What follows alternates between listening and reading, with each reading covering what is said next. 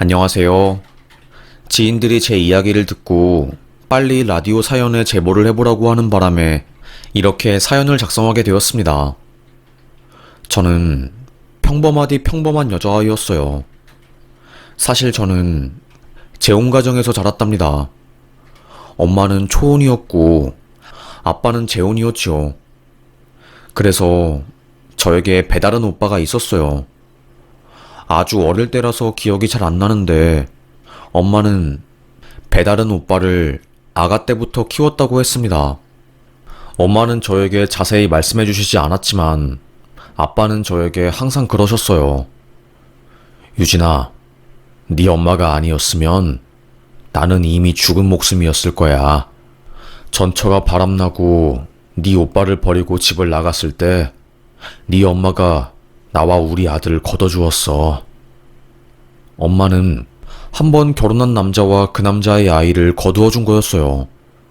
그래서 내가 낳지 않은 아이임에도 불구하고 정성을 다해서 키웠나 봐요. 그때만 해도 아빠는 능력도 좋고 굉장히 잘 나가는 사업가였거든요. 하지만 그런 아빠에게도 문제가 있었습니다. 전처의 바람과 거짓말로 인해 마음에 큰 상처를 입은 아빠는 오빠를 볼 때마다 네 엄마가 생각난다면서 학대 아닌 학대를 엄청 했어요. 그 어린 나이인 저도 오빠가 아빠에게 맞고 욕먹는 모습을 보면서 파르르 떨릴 정도였으니까요. 네놈 자식이 성적이 이것밖에 안 나와? 이따구로 공부해서 대체 어떻게 이 험한 세상을 살아가려고 그래? 이렇게 살 거면 그냥 나가 죽어. 이상하게 오빠한테만 엄격한 아빠였습니다. 엄마는 그런 아빠를 볼 때마다 여보, 왜 그렇게 애 기를 죽이고 그래요? 제발 그러지 말아요. 이렇게 화를 내면 아무리 공부하고 싶은 애라도 공부하기 싫을 거예요. 네? 아들놈은 원래 이렇게 확 휘어잡아야지 삐뚤어지지 않는 거야. 막무가내인 아빠였습니다.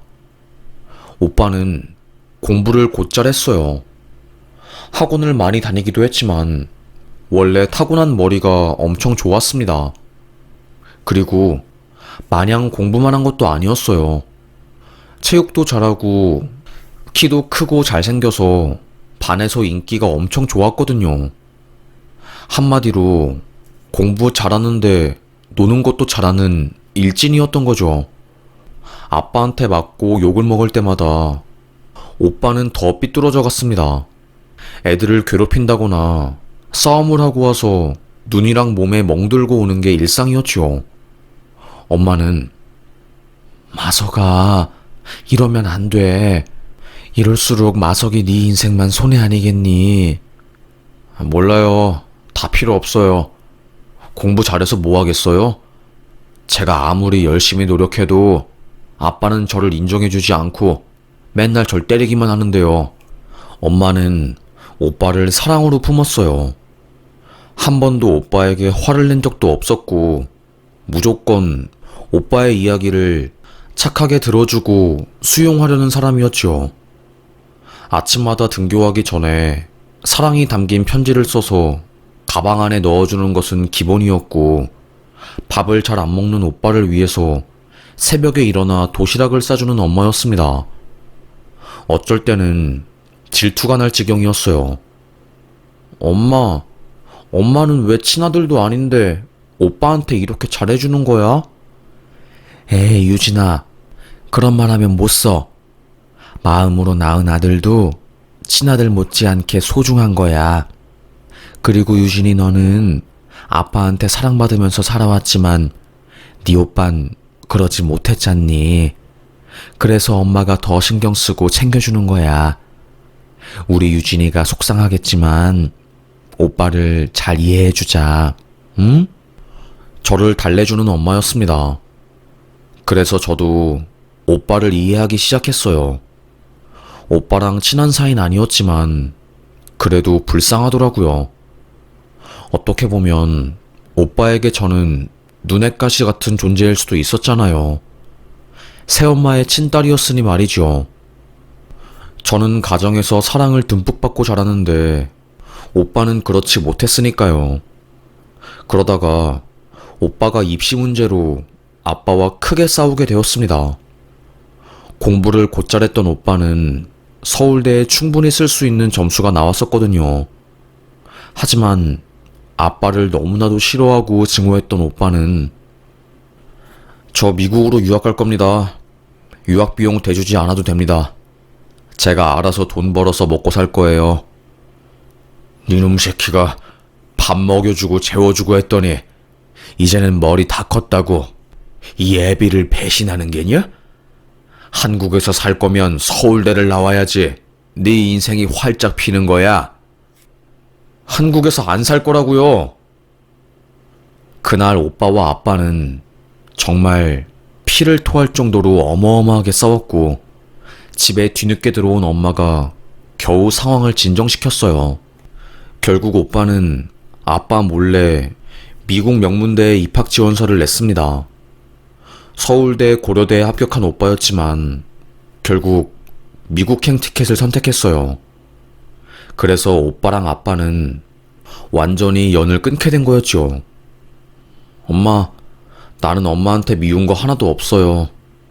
되려 날 이렇게 친아들도 아닌데 사랑으로 키워준 엄마한텐 고마울 뿐이죠. 그런데 아빠 때문에 내가 한국에서 받은 상처가 너무너무 커서 더 이상 여기 있기 싫어요. 나 미국 가서 잘 살 거니까 엄마도 여기서 행복하게 살아요. 더 이상 가족이랑은 연락하기 싫어요. 내가 엄마랑 연락하고 살면 아빠가 또 난리칠 게 뻔하니까. 오빠는 정말로 미국으로 가게 되었어요. 미국 사시는 분들은 아실 거예요. 프리스턴 대학교라고 명문대로 유명한 곳이었고요. 화학과에 입학했습니다. 오빠랑 제 나이가 띠동갑이 넘었기 때문에 저는 연락하고 지내는 사이는 아니었어요. 뭐 그저 집이 넓어졌다며 그저 순수하게 좋아할 뿐이었죠. 저는 그 뒤로 아빠와 엄마의 사랑을 받으면서 살았고 고등학교에 입학해서 죽어라 공부만 했습니다. 오빠랑은 다르게 저는 공부 머리가 없었어요. 엄마는 그런 저를 보고 네가 아빠를 닮았어야 공부를 잘했을 텐데 엄마가 가방끈이 짧아서 우리 딸이 그걸 닮은 것 같아서 자꾸 미안하네. 사과를 했습니다. 엄마는 중학교만 나오셨거든요. 시골에서 살았었고 맏딸이라서 학교를 제대로 다니지 못하고 일을 하러 다녔었대요. 그래서 항상 학업에 대한 미련이 가득하신 분이었죠. 에이 됐어. 내가 공부 못하는 게 왜 엄마 탓이야. 엄마는 엄청 현명하고 지혜롭잖아. 그게 최고인 거지. 앞으로 더 열심히 해서 성적 올리면 되니까 그런 말 하지 마. 저는 정말로 죽어라 한 번 더 공부를 하게 되었고 그 결과 인서울에 합격하게 되었어요. 명문대에 대한 미련이 있었기는 했지만 그래도 서울권에 있는 대학을 간 것 자체로 만족을 했습니다. 이것만으로도 감사했어요. 대학에 간 저는 미팅도 많이 하고 남자친구도 만들었죠. 그러다가 취업 시즌이 오게 되면서 남자친구와 헤어지고 3년간 암흑의 시간을 보냈습니다. 경제가 안 좋으니까 취업도 힘들고 먹고 사는 게 지옥처럼 어렵더라고요. 남들은 다 취업 잘하는 것 같은데 나만 못하는 것 같아서 매일 밤 잠들기 전에 죽고 싶다는 마음이 가득했습니다. 그때 만나게 된 사람이 남편이었어요. 남편은 취준생인 저와 달리 명문대학교 박사과정을 마치고 대기업에 들어가서 승승장구하고 있는 사람이었죠. 멘토 멘티 관계로 만난 저희는 사랑이 싹트게 되었습니다. 아무래도 그 당시 저는 취업준비생이었고 그 사람은 제가 가고 싶어 했던 기업에 합격한 사람이라서 도깨비 감투처럼 그분이 괜히 멋있어 보이고 대단해 보였던 것 같아요. 만난 지 얼마 되지도 않아서 바로 교제를 하게 되었고, 저희 서로는 아주 불타오르듯이 뜨겁게 사랑을 하게 되었습니다. 제 친구들에게도 남자친구를 소개시켜 주었어요. 그런데 웃긴 게 뭔지 아세요? 제 남친을 본 친구들이 하나같이 입을 모아서 하는 말이 있었습니다. 유진아, 남자친구 얼굴 잘생기긴 했는데 뭐라고 말해야 할까? 좀 관상이 쎄하다. 다들 잘생기고 능력은 좋은데 분위기나 풍기는 느낌이 너무 쎄하다고 말하는 거였습니다. 저는 에? 어떤 부분이 그런데? 난 잘 모르겠는데? 의문을 품었어요. 친구들은 뭐라고 설명하긴 애매하지만 말로 설명할 수 없는 그런 안 좋은 느낌이 있다고 했죠. 그 당시 저는 몰랐습니다. 남편의 실체를요. 대부분 잘 아시잖아요. 사랑에 콩깍지가 씌이면 정말로 답이 없다는 것을요.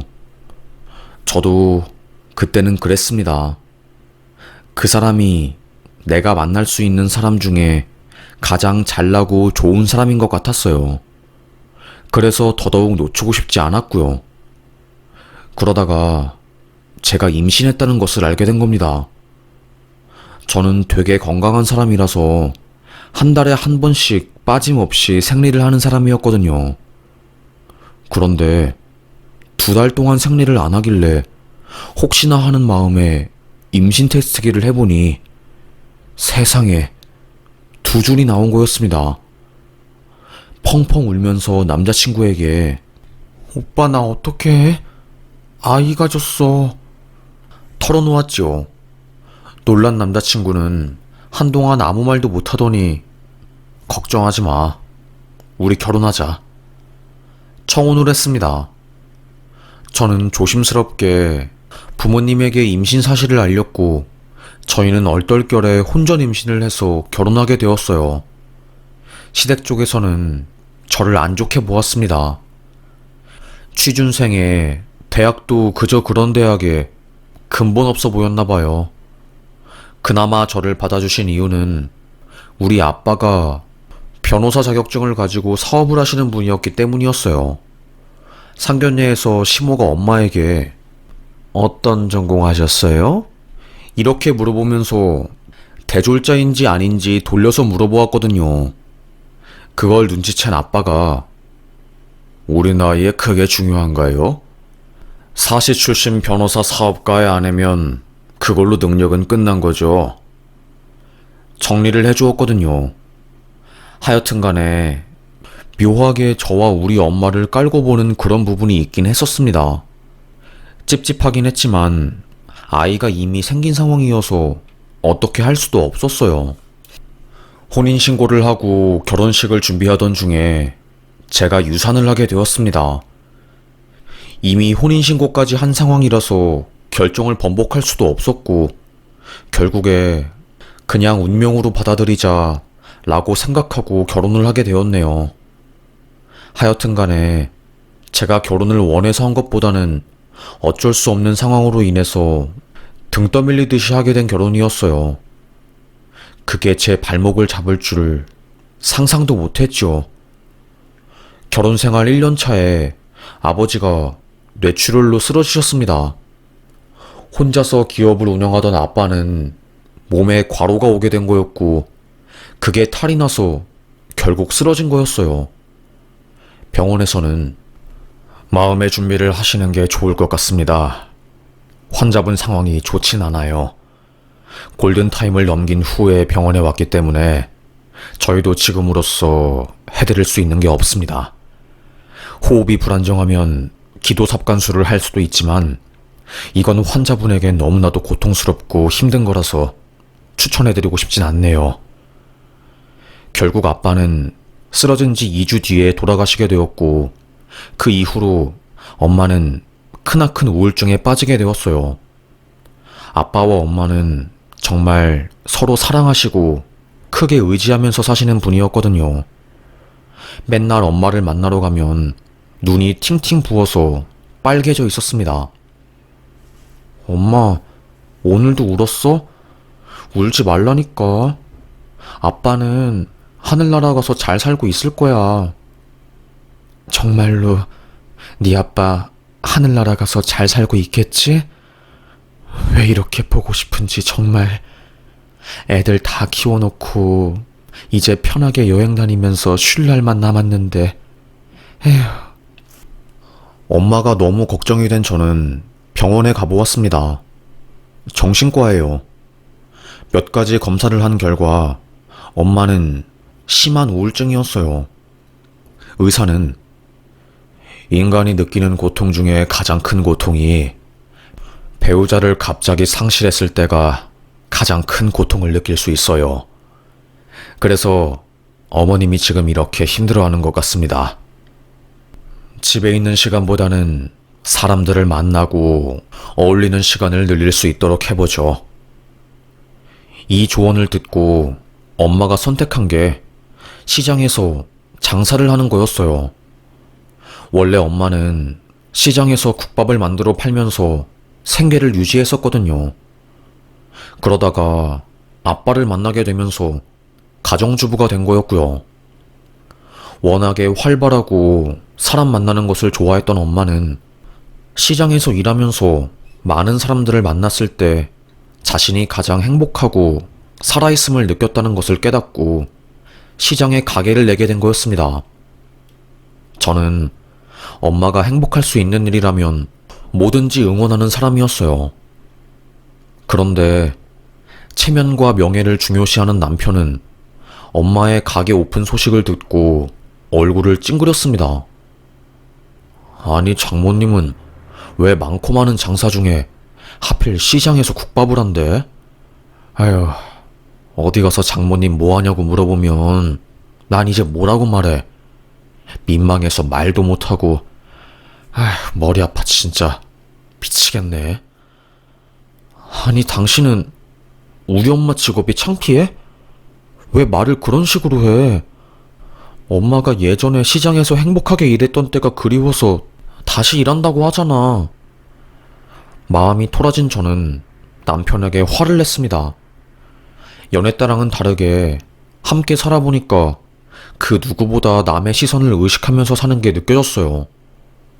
저는 주말에는 엄마 가게에 가서 일을 도와주었습니다. 성격이 좋아서 금세 시장 사람들과 친해진 엄마는 전보다 훨씬 더 행복해 보이시고 얼굴에 웃음꽃이 피어 있었습니다. 유진아, 엄마가 일하고 나서 많이 웃는 것 같아.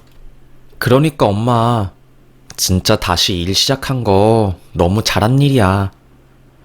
사람들 속에서 복작복작하게 일하면서 수다 떠는 게 큰 행복이야, 정말로. 엄마는 그 누구보다 시장에서 일하는 것을 사랑하고 사람들과 대화하는 것에서 힐링을 느끼시는 분이었습니다. 하루는 제가 남편에게 자기야, 엄마 가게 한 번도 안 가봤지? 이번에 같이 가서 일 도와드리고 밥도 먹고 오자. 아, 귀찮은데. 나 시장 같은 데 잘 안 간단 말이야. 알겠어. 짜증을 팍팍 내면서 남편은 저를 따라왔습니다. 시장 골목골목을 돌아서 엄마의 국밥집에 도착을 했어요. 사람들이 바글바글했고 저는 바로 앞치마를 입고 엄마를 도와드렸죠. 남편은 쭈뼛쭈뼛 서 있더니 무안했던지 본인도 수저통을 날라주면서 엄마를 도와주었습니다. 한바탕 손님들과의 전쟁이 끝나고 한숨을 돌린 뒤 저와 엄마 그리고 남편은 뒤늦은 저녁을 먹었어요. 내가 우리 사위 온다고 해서 수육이랑 맛있는 거 많이 했어. 많이 먹어? 엄마는 아끼던 인삼주를 꺼내서 사위에게 따라주었어요. 저희 남편이 술이 약한데 또 마시는 거는 엄청 좋아하는 스타일이었거든요. 처음에는 엄마가 주는 술을 넙죽넙죽 받아먹었습니다. 얼굴이 벌개지면서 술이 점점 달아오르기 시작했어요. 남편의 가장 단점 중에 하나가 술을 마시면 말을 막 한다는 거였어요. 저희 셋이서 음식을 먹고 있는데 엄마의 시장 친구들이 가게 안에 들어온 겁니다. 자기야, 오늘 장사 끝났어? 우리 밥 한 끼만 먹고 가도 되나? 오늘 우리 사위가 온다고 해서 잠깐만 기다려봐. 그러면 국밥 간단하게 한 그릇 내올게. 엄마는 잠시 친구들의 테이블에 가서 수다를 떨었어요. 우리 엄마 웃음소리가 되게 호탕하거든요. 한번 웃으면 주변 사람들까지 웃게 만드는 그런 웃음 바이러스인 사람이었어요. 깔깔거리면서 엄마가 친구들과 수다를 떨고 있던 그때 갑자기 남편이 장모님, 왜 그렇게 깔깔깔거리면서 웃으세요? 천박하게. 순간 분위기가 쎄해졌습니다. 엄마의 친구들은 아니, 장모한테 이렇게 말하는 건 좀 아니지 않나? 우리가 보고만 있기가 좀 그래서 한마디 거드는 건데 아닌 건 아닌 거지. 화가 났습니다. 엄마는 민망해서 아니, 오늘 우리 사위가 농담이 좀 심하네. 많이 취했나? 내가 술 못하는 사람한테 술을 너무 많이 먹였어. 내 잘못이지 뭐. 상황을 좋게 좋게 마무리하려고 웃으며 넘어가려고 했어요. 그런데 남편이 또 아니 장모님, 왜 하필 시장 바닥에서 일하시는 거예요? 엄마에게 뭐라고 하는 겁니다. 화가 난 제가 나와. 지금 엄마한테 뭐 하는 짓이야? 당신 나와. 가게 밖으로 남편을 질질 끌고 나갔습니다. 엄마 미안. 이 사람이 오늘 너무 취한 것 같아서 집에 데리고 가야 할 것 같아. 내가 제대로 한마디 할게. 완전 남편 때문에 엄마에게 개망신을 준 것 같았어요. 운전하면서 집으로 가던 중 저는 화가 너무 많이 나서 당신 미쳤어? 내가 당신 엄마, 시어머님한테 이렇게 말하면 어떨 것 같아? 우리 엄마 웃음소리가 천박하다고? 이게 할 말이야? 적당히 해야지 진짜. 고래고래 신경질을 내니까 남편도 지지 않고 저에게 큰 소리를 냈습니다. 내가 연대 박사까지 나와서 주말에 국밥집 일을 도와줘야 해? 나도 자존심이란 게 있어. 어릴 때부터 강남바닥에서 학원 다니면서 곱게 컸는데 우리 엄마가 주말마다 내가 장모 국밥집 가서 알바한다는 걸 들으면 얼마나 놀라겠어? 저한테 미안하다고 말하기는커녕 되려 더 뻔뻔하게 저에게 소리를 질렀습니다. 혀를 내둘렀네요. 너무 화가 난 저는 감정을 추스르기 위해서 그 뒤로 아무 말도 하지 않고 집에 갔습니다. 며칠간 거의 냉전 상태로 지냈던 것 같아요. 엄마는 저에게 괜찮다고 했지만 속상해하는 모습이 눈에 보였기에 마음이 더더욱 아팠습니다. 일을 하고 있던 도중 갑자기 엄마에게 전화가 왔어요. 엄마, 이 시간에 웬일이야? 따님 되시냐요? 전화를 받은 사람은 엄마가 아니라 한 아주머니 목소리였습니다. 글쎄, 엄마가 갑자기 쓰러지셔서 우리가 신고했거든. 빨리 여기 영산병원으로 와봐. 깜짝 놀랐습니다. 순간 보이스피싱인 줄 알았어요. 네? 몇 번을 되물어도 같은 대답이 돌아왔고 저는 반차를 내고 빠르게 엄마가 있는 병원으로 갔습니다. 엄마는 뇌출혈이었어요. 다행히 일을 하시다가 증상이 발현된 거였고 그걸 본 손님들과 사람들이 바로 119에 전화를 해서 응급조치를 빠르게 할 수 있었습니다. 다행히 손님 중에 간호사가 있어서 더 일사천리로 상황이 정리되었다고 하더라고요. 놀란 저는 펑펑 울면서 엄마가 죽는 건 아닌가 싶어서 너무 불안했고요. 남편에게 전화를 했고 미국에서 일을 하고 있는 오빠에게도 거의 몇 년 만에 처음으로 전화를 했습니다.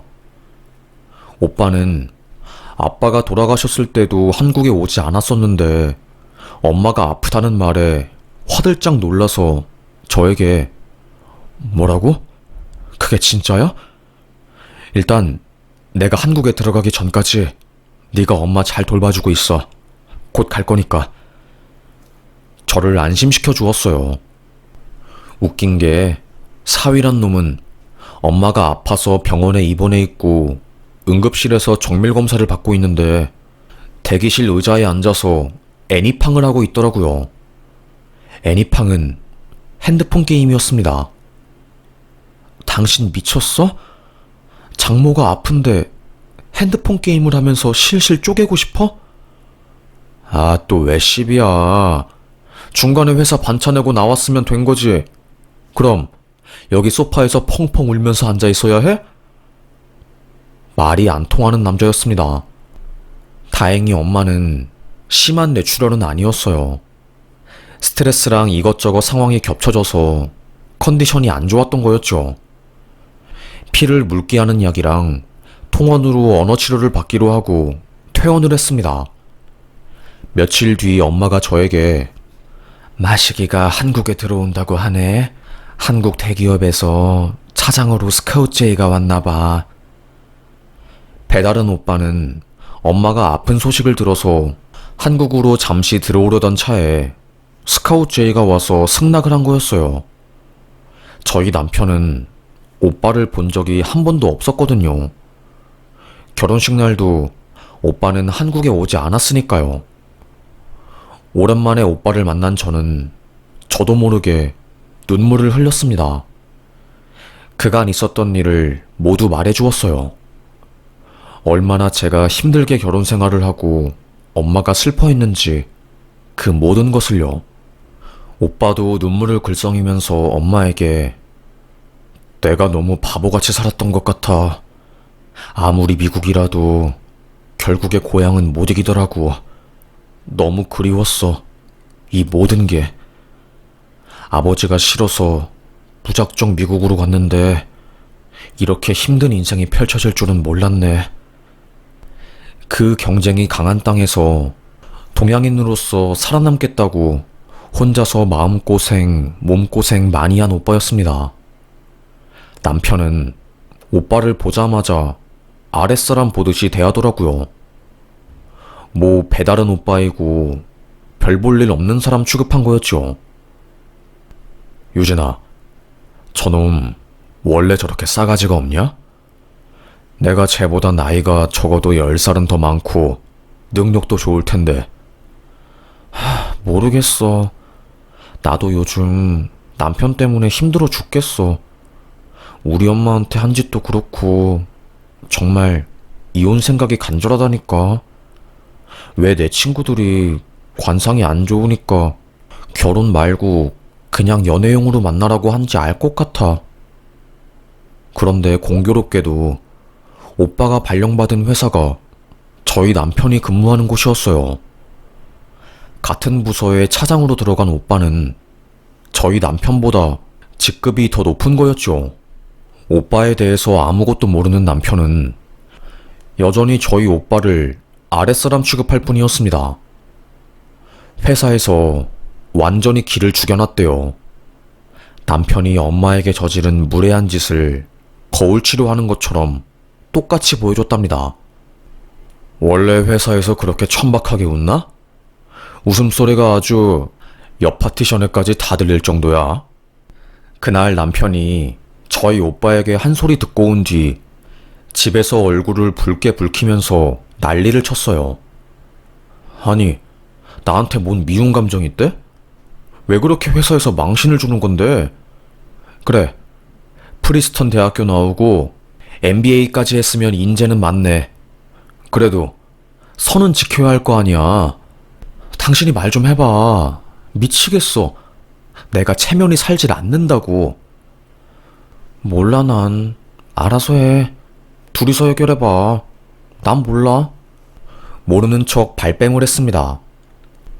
오빠는 저희 남편을 더 갈궜대요.